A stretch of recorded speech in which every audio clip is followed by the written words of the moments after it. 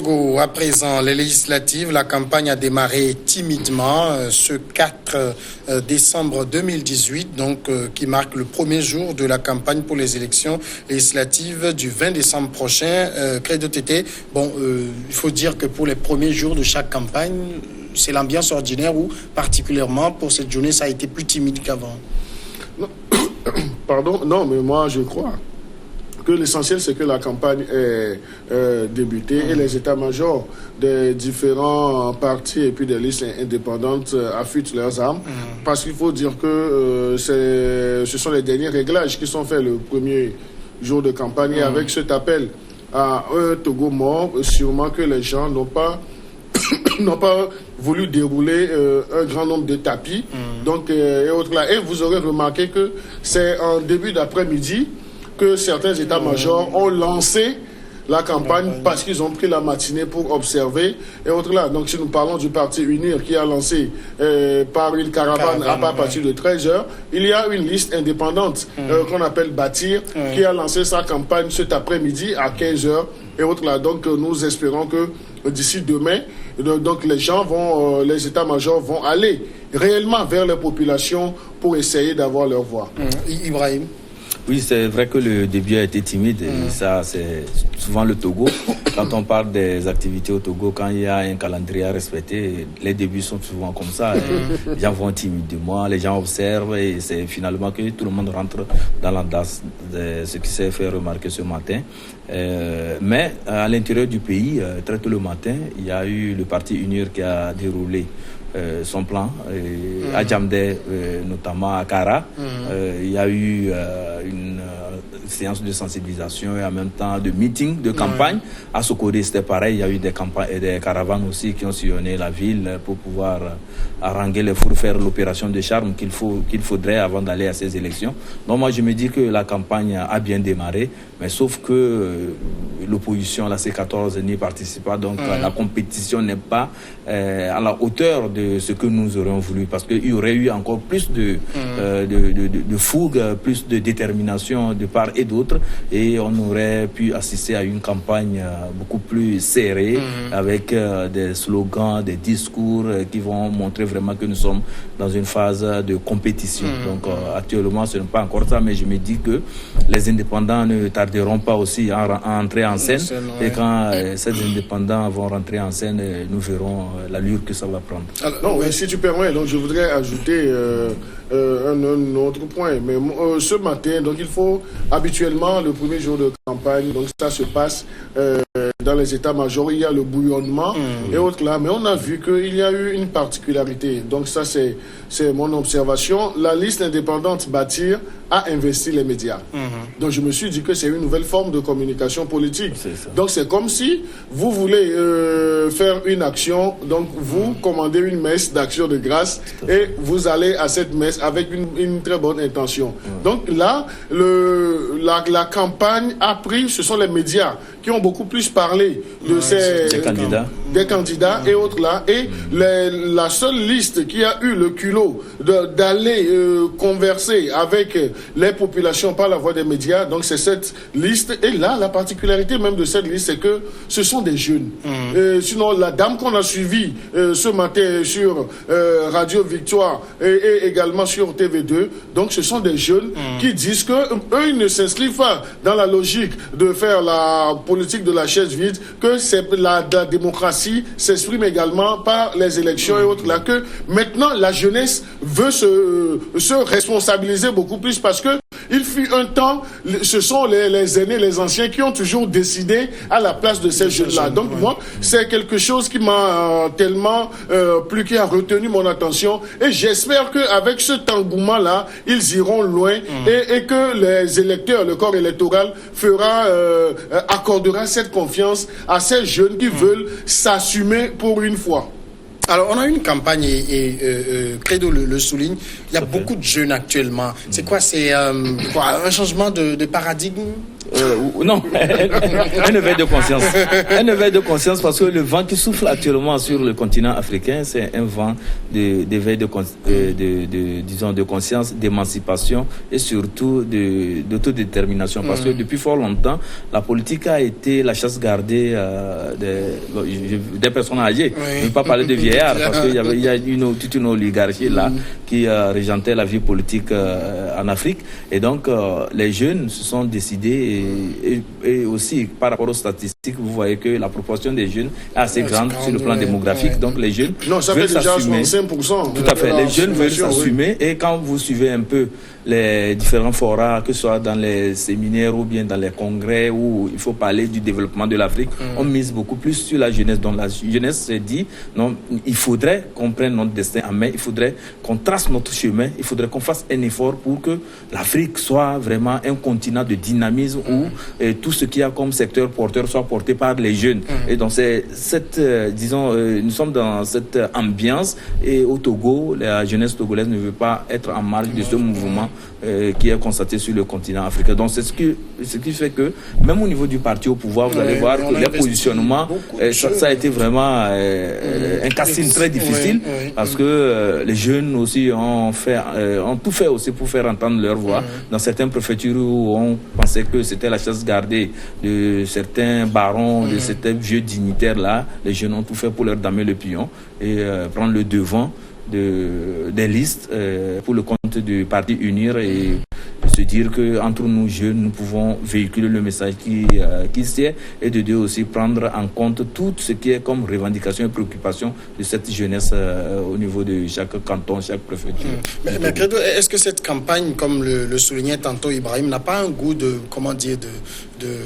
d'imparfait parce que il y a une partie qui n'y participe pas et ça aurait quand même apporté une certaine dynamique à la campagne. Non, mais tout le monde aurait souhaité que la C14 participe à ces joutes électorales, mais la C14 a pris ses distances par rapport à des considérations, même si ces considérations ne tiennent pas dans le temps. Mais il faut dire que l'opposition togolaise ne se résumerait jamais à la C14.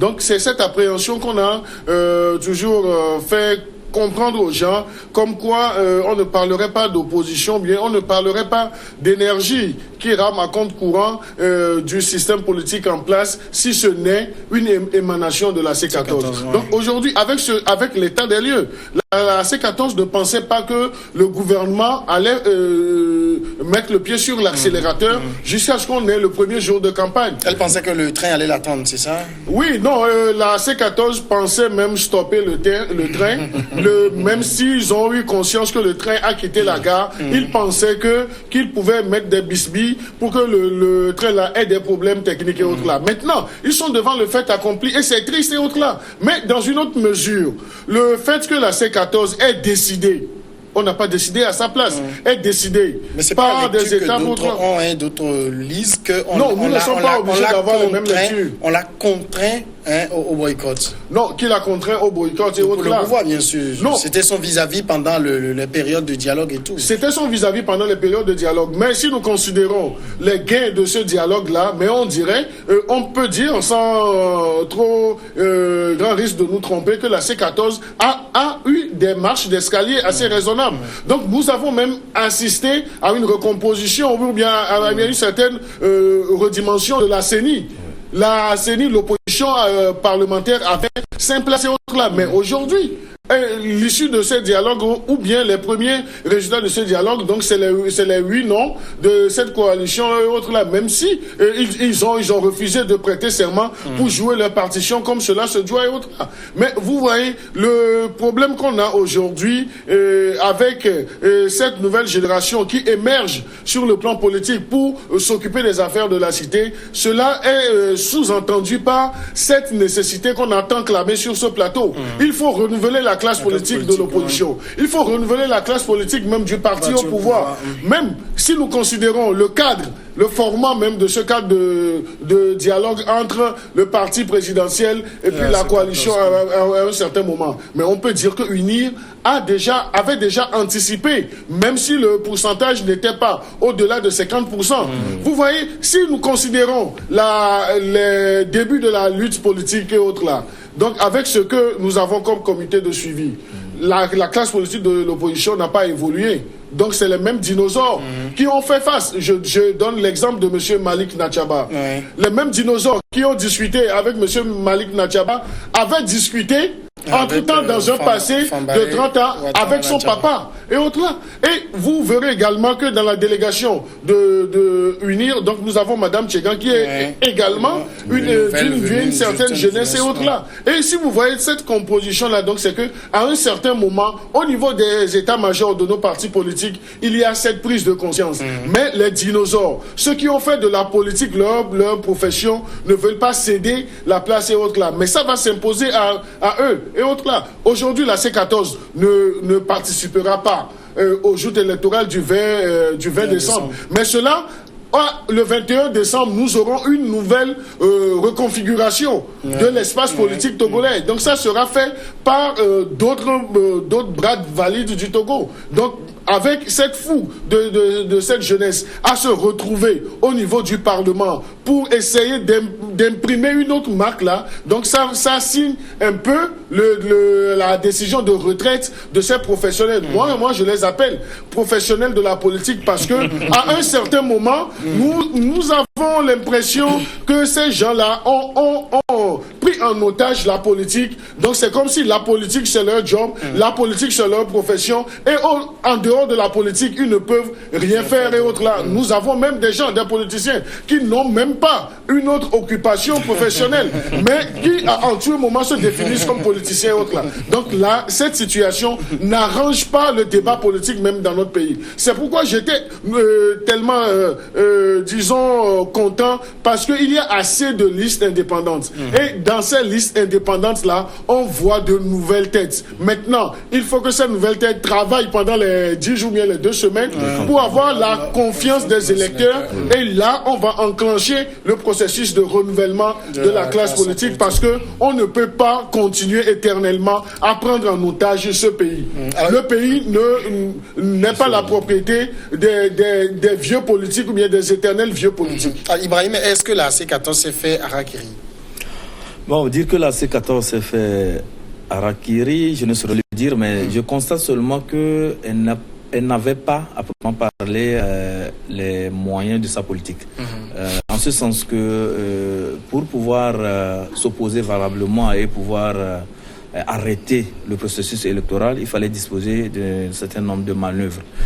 Des marges de manœuvre, il fallait les disposer. Il fallait avoir vraiment des cartes véritables à jouer pour pouvoir arrêter le processus parce que ils ont constaté plutôt des dysfonctionnements par rapport à l'organisation et aussi ils énumèrent un nombre assez important d'éléments qui ne concourent pas à la fiabilité de ces élections et à la transparence du scrutin. Donc, partant de tous ces éléments qu'ils ont évoqués, il fallait, à mon avis, faire le lobby nécessaire au niveau de la CEDEAO parce que jusqu'alors, si la CEDEAO ne dit rien, c'est qu'elle consent. Elle se dit que le processus est bien engagé et que tout pouvait aller normalement. Donc, il fallait faire le lobby nécessaire au niveau de la CEDEAO et pourquoi pas chercher des passerelles avec le pouvoir parce que c'est important. Quand on s'oppose à un pouvoir, il faut aussi avoir des passerelles. Il faut de temps en temps discuter avec ce même pouvoir. Ce ne pas rester à chaque fois qu'il y a un problème, on court dans un pays voisin pour aller signaler ce que son voisin, son compatriote est en train de faire. Moi, je me disais qu'il fallait vraiment mûrir la stratégie et voir comment véritablement amener le pouvoir dans un esprit ou bien dans une méthodologie de dialogue et de compréhension à revoir peut-être les choses et ne pas vraiment aller comme c'est le cas actuellement avec ce processus où l'opposition est mise à l'écart. Mais l'autre aspect que je voulais évoquer, c'est que la démocratie autorise aussi le boycott. Et donc, ils sont libres de boycotter ces élections s'ils estiment qu'il y a un certain nombre d'éléments qui ne concourent pas à la fiabilité, à la transparence de ces élections. Et l'autre aspect aussi que je voulais évoquer, c'est par rapport à leur opposition. La C14, quoi qu'on dise, c'est l'opposition qui tient le gravier dur au pouvoir actuellement. Et quoi qu'on dise, ils contestent tout ce qui est comme activité n'allant pas dans le sens démocratique dans notre pays. Quand ils demandent à ce que on ait une constitution qui réponde véritablement aux principes et aux standards de la démocratie, et surtout qui soit conforme aux pratiques en Afrique occidentale, c'est bien logique et c'est bien normal, parce qu'il fallait quand même que le Togo se dote d'une constitution assez crédible, d'une constitution qui puisse amener tous les enfants du pays à vouloir rêver de devenir président de la République. Actuellement, je peux dire que c'est bloqué, c'est pris en otage. Vous ne pouvez pas avoir un enfant et rêver même demain que votre enfant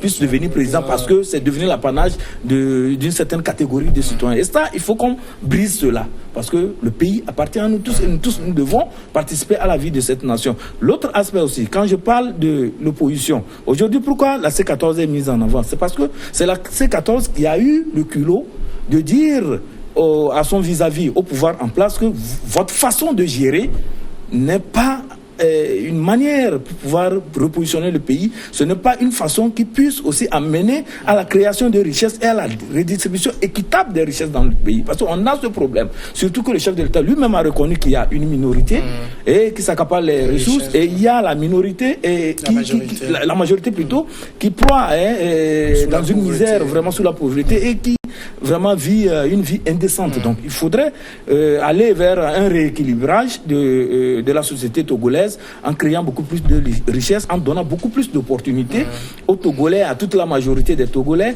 d'avoir une vie décente. Et pour aller vers ce rééquilibrage, il faut aller vers quoi? Il faut aller vers les réformes, mettre les institutions fortes, lutter durablement contre la corruption, et tout ça. C'est la C14 qui a eu le culot de demander cela. Donc c'est un acteur très capital dans la vie politique de notre pays. On ne peut pas ignorer cet acteur.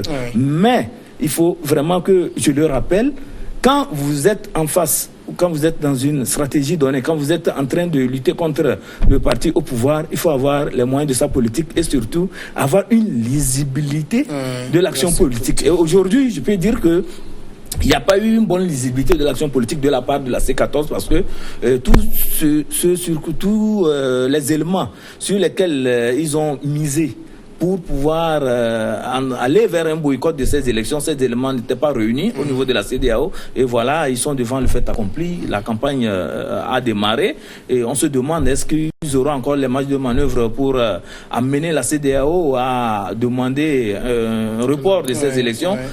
Ça, vraiment, il faut être devin pour pouvoir le prédire, mais il faut seulement faire reconnaître que l'actualité politique dans notre pays est très préoccupante, parce que il faudrait que nous quittons ce antagonisme qui a toujours existé dans notre pays, un antagonisme qui parfois va jusqu'à l'animosité. Il faudrait qu'on refasse les choses autrement, comme des gens civilisés, qu'on prenne de la hauteur, pour que la politique ne soit plus un facteur de division, un facteur qui va encore fragmenter davantage le tissu social, mais plutôt un facteur qui va fédérer les énergie pour la construction du pays et pour l'émergence de notre cher pays. Alors, Credo, Ibrahim a évoqué un point important, c'est la CEDEAO.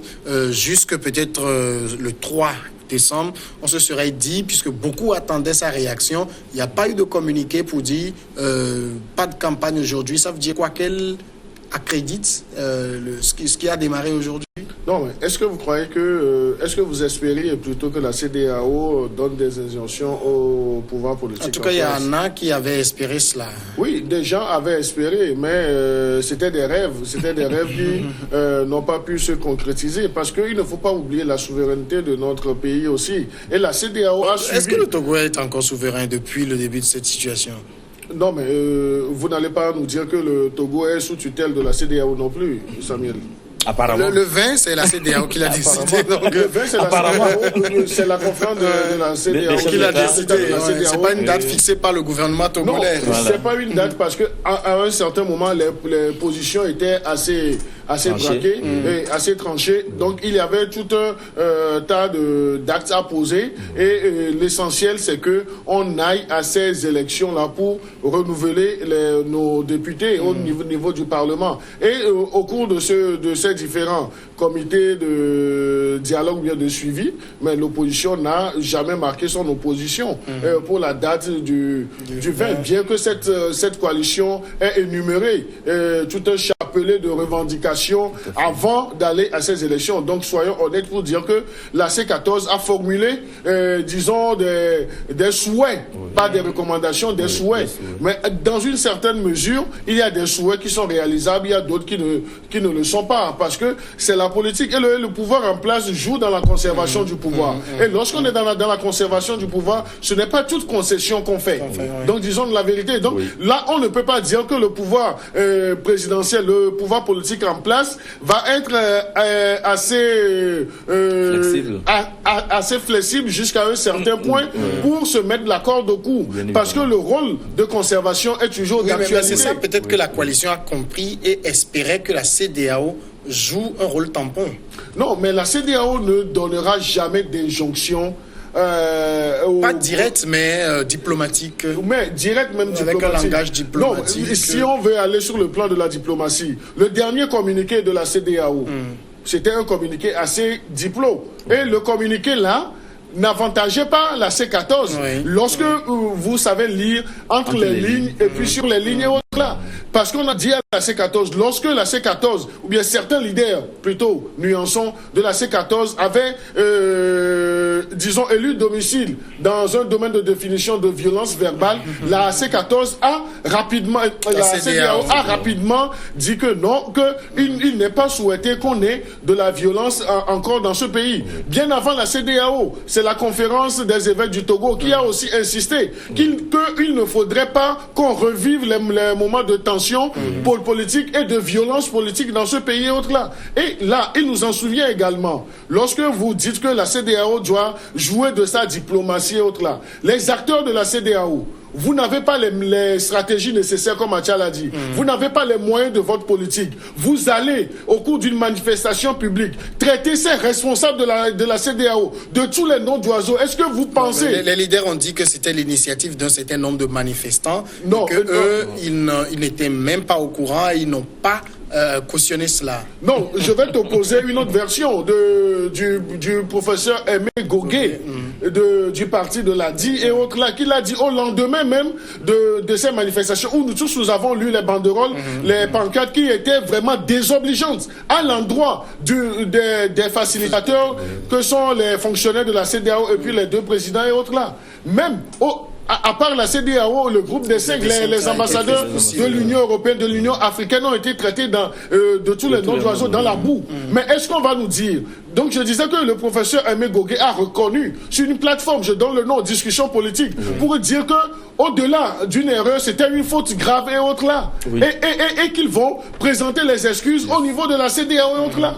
Mais présenter les excuses, l'exprimer sur une plateforme et autres là. Mais est-ce que vous avez vu la C14 sortir un communiqué officiel pour dire nous désapprouvons ce que nos militants ont fait? Maintenant, disons-nous la vérité. C'était se mettre à dos les militants et la C14 n'est pas prête à payer ce prix aussi. Non, ce n'est pas se mettre à dos. Lorsqu'on a un langage de vérité ou bien lorsqu'on est conséquent, lorsqu'on sait que, parce que les actions de ces populations, bien de vos militants, que vous déversez dans la rue, c'est vous qui êtes comptable. Et aujourd'hui, il peut y avoir des zèles et autres là. Mais la comptabilité, c'est du ressort aujourd'hui de la C14. Si les émissaires de la CEDEAO sont aujourd'hui remontés contre la C14, c'est de bonne guerre et autres là. Mais moi, je voudrais même interroger suite à ta question, à l'angle de ta question, que je ne partage pas du tout. Lorsque ces responsables étaient sur le lieu de la manifestation, est-ce qu'ils vont nous dire qu'ils n'ont pas vu les banderoles là? Est-ce qu'ils vont nous dire que leurs plus proches collaborateurs n'ont pas vu les banderoles? L'idéal serait que, même si les militants ont imprimé des badges avec des messages désobligeants à l'endroit de votre premier facilitateur, qu'est la CEDEAO, qu'on dise à ces militants, rangez ces banderoles là, même si les journalistes nous l'auront déjà vu, au moins on aura remarqué aussi que les responsables de la C14 ont été conséquents et ont démobilisé leurs militants et autres là. Mais ils ont laissé, ils ont consommé. Les gens même dansaient, les gens étaient fiers même de se montrer avec ces banderoles là, parce que dans une autre mesure, lorsque ces personnes auront l'opportunité de gagner un visa avec cette photo, donc ils peuvent changer leurs conditions d'asile et autres là. Les gens sont dans des calculs politiques. Et on en a vu même dans ce pays.